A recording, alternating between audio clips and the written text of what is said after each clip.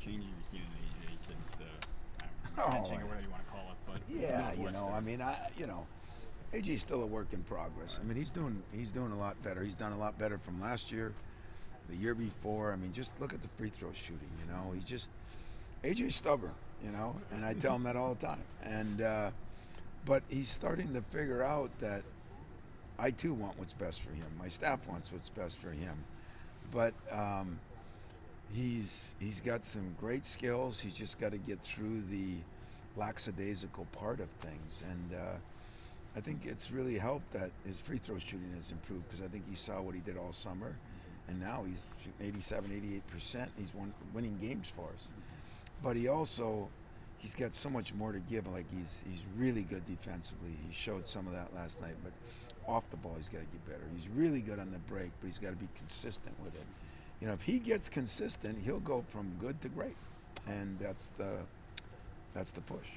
How much does him getting more consistent help him be demonstrative as a leader? Because I saw him kind of get Yeah. more color, and that's Yeah. kind of something you want, but you got to have the Well, that was one of the things on consistency. why I want him to sit and watch for a while, because the leadership part of it, whether you're a leader or not, you have to be if you're the quarterback. I mean, it doesn't matter. It goes with the territory. Football, you got to be able to pass the ball. If you're a quarterback, you got to be able to call the plays, and you got to be able to lead your team. It's no different in basketball, and I didn't think that was an area. I think he had the voice to do it, but he just wasn't doing it. So all those things played into a part of it, and but I'm really happy for him when you see somebody buy into something. It goes right now. The next chore is, can it consistently be that? How's he doing in terms of last year? You used to talk about the importance of learning how to take some blame if you're a Yeah, point guard. yeah. And that's Well, remember last year it was somebody else's fault. I mean that's what our world is about right now. You have to be able to complain and then blame. And I think he's gotten a lot better on that. You don't see that in him as much as you used to. And so my next chore is consistency on the break, consistency off the ball defensively, continue to work on taking good shots. Once in a while they're not as good, and then I want him to get into film watching because the film doesn't lie, and that's an area that it's taken a little time on, and he's got to get like the Cleveses and the Valentines and those guys that just grind it and watch film every day, Tum Tum, and those guys were really good at it. And that way they can see, and you don't have to explain to them, and you don't have to get them to believe you because they can see it. So we watch film with them. But I mean, the great ones come in and watch film on their own and know everything that's going on because they want to get better, and that's the next step he has to take. Does he get a lift from doing that in front of friends and family? Did he get back on the flight yesterday, like feeling good?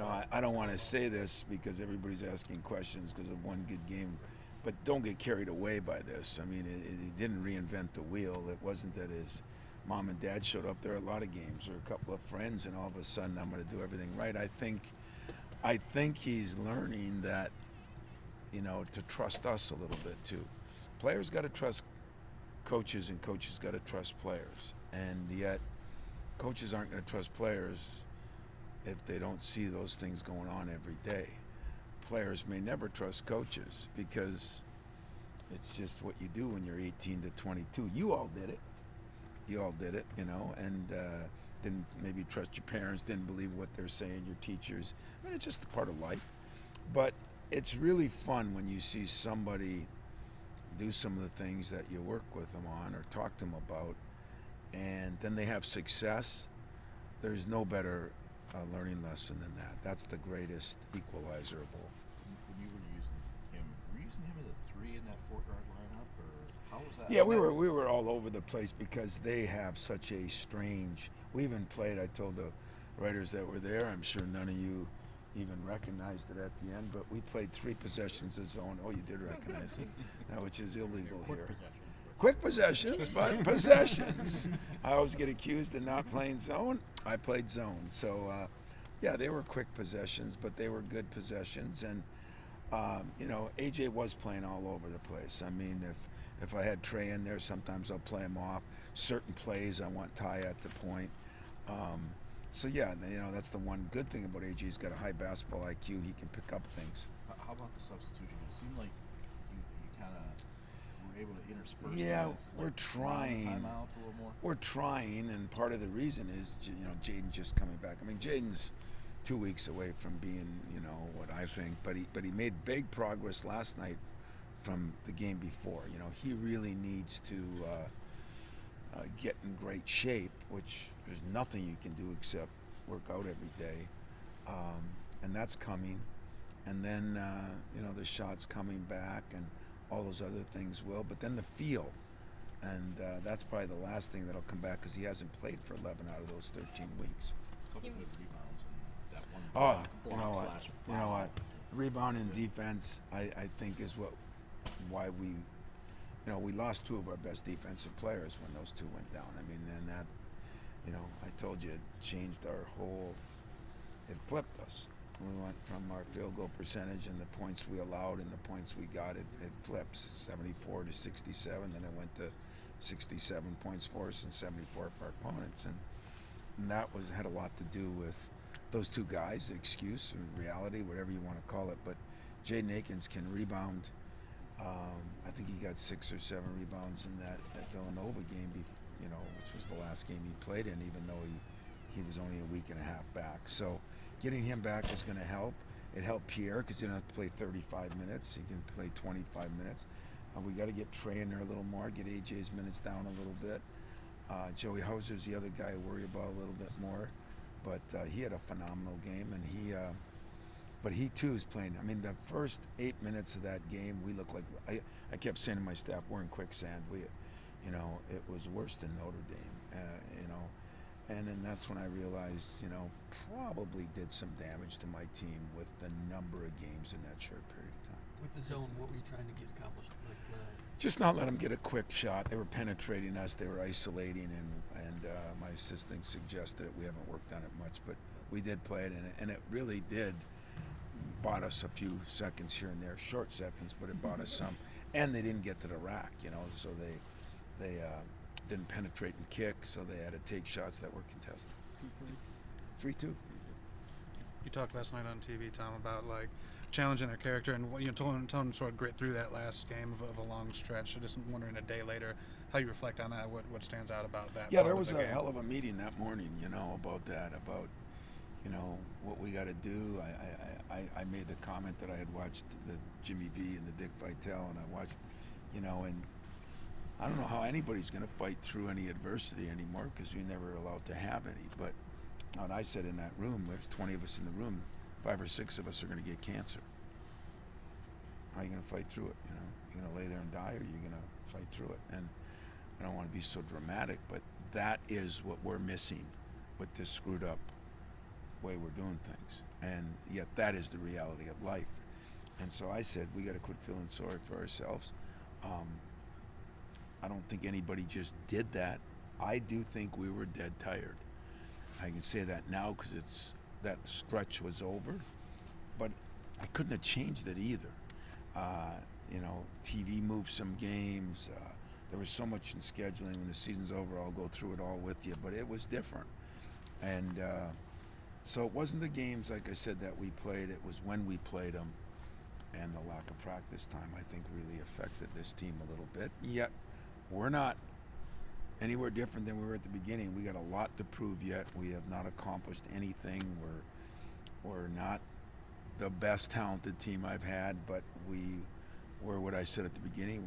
We're a team that I think gets along, and getting maybe our most versatile player back here in a couple weeks would be, you know, really helpful too. And then when you get that, you know, you sort of issue the challenge, you get the response. Now, what do you want to see us carry over into this weekend against a different situation? Yeah, different situation. Well, number one, it's kind of unique, you know, with Doug's kid being on the team, and I think when we scheduled them, we figured, you know, this is a Ivy League team that hasn't been very good, and they just won 5 of their last 7, and beat a team that beat Syracuse and then beat Rhode Island. We all know Rhode Island on the road.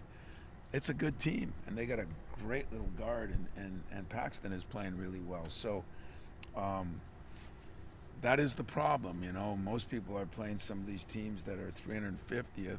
We're not. So even our, I guess you call it a bye game, since they come here, we don't go to their place. You know, Oakland's one of them. You know what Oakland's been like forever, no matter what their record is. Buffalo's one of them. They're really good. And Brown was one we didn't think would be as good, and now they're on a hot streak. So the carryover's got to be, can we consistently now do the things we got to do to get better? And, you know, like you think we have 2 days of practice. Like everybody says, well, you got an extra day this week. Just think about that, you know. All we're doing now is meeting.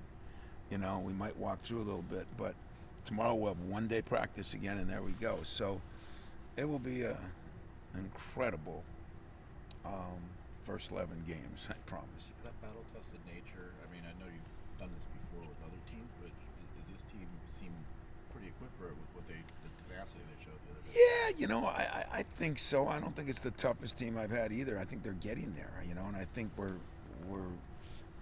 you know, the advantage of the 2 injuries was we had to have other guys step forward. I mean, Jackson Kohler played really well last night in what he did.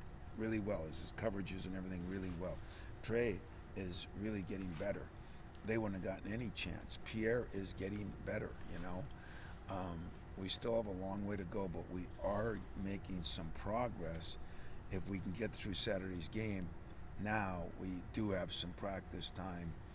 If the damn university wouldn't make us take finals, we could really do a good job. But I guess they think academics is important, even though nobody else seems to think it is. But I agree with our university, it is. You mentioned that you were reeling a bit before you left. How much would you say that last night was a much-needed win for your team, maybe from a morale standpoint? Yeah, you know, I don't think it was, you know, a must-win because it's too early in the year, and we knew the circumstances, and they were playing really well, and yeah, Micah has done an unbelievable job there. But you know, at that morning breakfast, I just felt like we just were a little bit down on ourselves, and I thought we were really tired. And so to win a game like that on the road, I think gives you a boost. Now, whether we contain that and carry it on and not, you know, let Twitter, you know, we were, I think, at the bottom of the ocean a week ago, and then I think we were put on the moon last night, and really we're probably in the same place we've always been, with a chance to get better. So, I mean, I think anytime you win, it's good, and anytime you win a road game, it's really good. But under the circumstances we're on, I think this could benefit us later on in the season because we have a measuring stick to say, hey, listen, we went through this. You know, we can fight through when some things go wrong later on, which they all will. You mentioned you were in quicksand early in that game. Kohler came in at a time when you were having trouble getting out. Got 6 straight big how points. How important was that for you? Big, you know, big. You know, Marty's the guy that I'm a little worried about right now because what we did today is we went back and looked at the Kentucky and Gonzaga and Villanova games, and then we looked at last night's game and the day before, and I mean, he can run like a deer and he's running like a turtle, you know, and I don't want to make too much more out of blaming me because I am the only one that we should blame is me, but the effect I think it had now that it's really over, because those 9 games, was more than I thought, and I do think it was not just the number of games, and the injuries didn't help, and the travel, I think it was 11,000 some miles, didn't help, but at the same time, we are going to be a little more battle tested than some, and we are going to be a little more understanding that okay, you know, we struggled before, and I mean that's kind of what we are. We're the blue collar fighting team, and I'm cool with that. In that first half, you fed the post quite a bit in that first. We did. We went in there a little bit more, and they were switching for it. We thought their weakness was inside, and he did a very good job in there. Scored some big baskets, but he can always score some baskets. Now, not always at that level, but it was the other things he did up on ball screens and the things that he hasn't been able to do real well yet that I was impressed with Jackson. How about the perimeter defense too, especially in the second half? That really changed things too. Yeah, we did a better job, and I think because we were fresher once the game got started. In other words, subbing guys, getting even AJ a little bit of a break, and the way they did it with him, they just backed him in. But we got some other guys, you know, especially Jaden brings a lot to that because his offense is going to take a little while to come yet, but defensively, he's athletic, he's got size, he's got some toughness. He brings energy. When he's on the floor, I feel better, just because of his energy, you know. And so that really helped us out a lot too. And then I thought we did some decent things with our game plan on what we wanted to do against them. Played them different than some people have, as far as letting Pickett go kind of one-on-one, and if we doubled it, all those with our big guy, not any of the guards.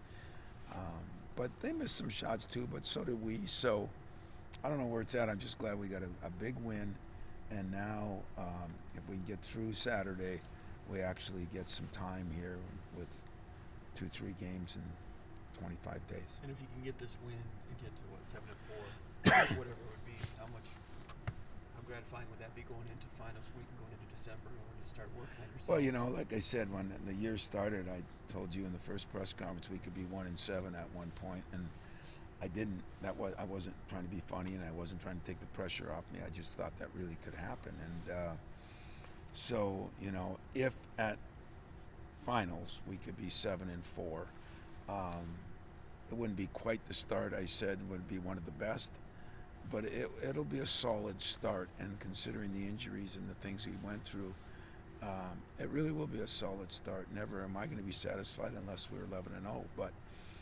realistically, I think what we've been through, it would be a pretty good start. Now it's hard to say that when you're Michigan State and you're talking about being 7-4, but that's the goal right now, to be 7-4. A lot of people were making a big deal about Peyton playing his dad earlier this year in the football season. So to have the kind of same scenario for your team this year, why do you think people like those matchups so much? Because you're all crazy. I think you guys like them too, you know.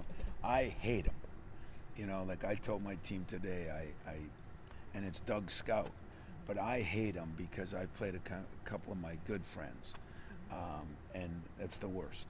It's the worst thing you can do. I can't even imagine your son, you know. It's difficult. You know, you're pulling for him to do well and the rest of the team not to do well, you know. And that's what happens when you're in this profession. But at the same time, we didn't have to play him. You know, this was a good thing for Brown, and I think a pretty good thing for us. And once you get through it, win, lose, or draw, for Doug, for Leo, for Paxton and Denham, you know, I think is going to come in for the game. It's one of those, you'll be talking about it until the day that Doug and Leo are done, and then the day that the two boys are done. I mean, that's just one of those things that's a memory-making moment, and somehow you got to make it a positive as long as we win. Paxton worked out here a lot this summer, right? So Yeah. you guys know him. Oh, yeah. They both did. They were here all summer. They were great. They're two great kids, and you know, Denham's doing well too. But Paxton is one of the leaders on this team, and he's really having a great year right now. And the two guards on that team, he and the other kid, the point guard, you'll enjoy watching. I mean, they play hard. They can score it. They can do some things. We'll have our hands full. It's really strange for Doug to do the scouting on this. And try to Yeah, you know, I mean, it's what we do at the beginning of the year, and I said we could change that, but you know, nobody knows him better than him, and nobody knows the team better because he's followed them a little bit more. Anything else for Coach? Thank you. They got another Thank 5-6 days ahead of this for you guys, or how many prep days they have this time? Do you No, know? they played last night. Oh, did they last? Oh, Okay. so they I didn't don't know if it was really- another. First time we've played somebody in a few games where they haven't like. Yeah, had a we've week got to 3 prepare. games in a row that have had 5 to 8. Nobody even talks about that. I mean, that's Yeah. another thing that is. You said that the other day, and I looked at it, I was like, wow, that's really Yeah, been odd. it's really been odd, you know, and it's really been a pain. Didn't say it like a week, I think. Everybody has those